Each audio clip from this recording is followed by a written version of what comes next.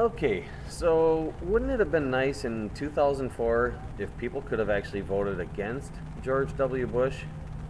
All right, so there are probably people out there that are going to see this and go, well, what about voting against John Kerry? Okay, I'll bite. If they want to vote against John Kerry, I'd say let them.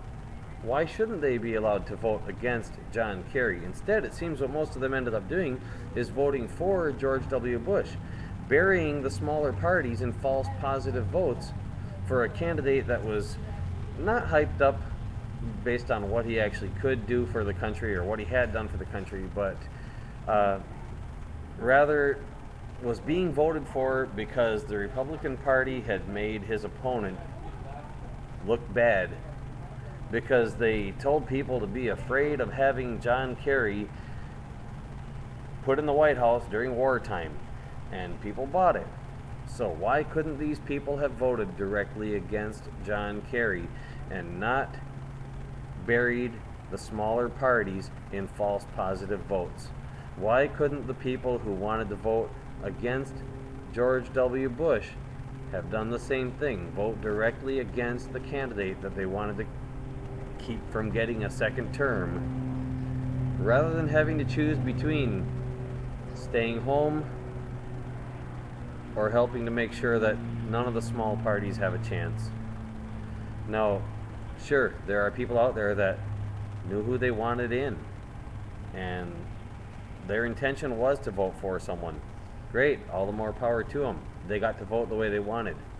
What about the people who weren't thinking that way? What about the people who knew who they wanted out more than who they wanted in?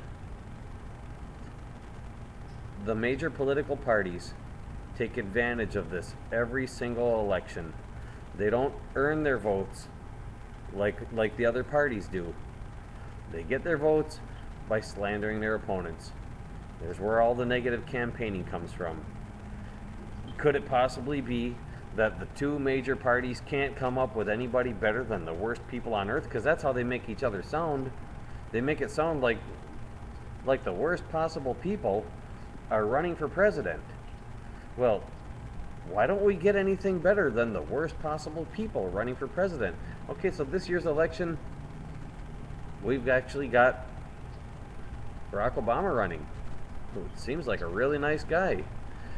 But if you listen to the people that are talking against him, they make him out to be some sort of a terrorist, to have wishes against our country, to want bad things. Is he really that bad? Is John McCain as bad as the opposition makes him out to be? I mean, I don't like the guy, but I'm not planning on voting for Barack Obama because I'm against McCain. I like what Barack Obama stands for. Now, granted, if Barack Obama wasn't an option, I'd like the choice to vote against John McCain.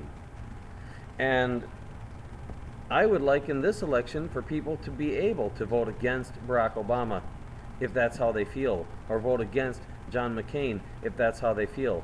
I think we should have an option on the ballot that says against Barack Obama, and an option on the ballot that says against John McCain, and subtract those votes from the votes for that same candidate.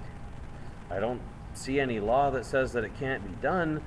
I'm not sure who would have to approve the actual subtraction of the votes, but as far as just getting that on the ballot, I think it would take some signatures. At any rate, maybe it can't be done this election, but it should be done sometime in the future. This should be a standard option to be able to vote against or for any candidate, rather than only being able to vote for a candidate or not vote. That's not right. So, again, my question is, wouldn't it have been nice if people could have voted against George W. Bush in 2004? Tell me, what do you think? Give me an opinion. Thanks.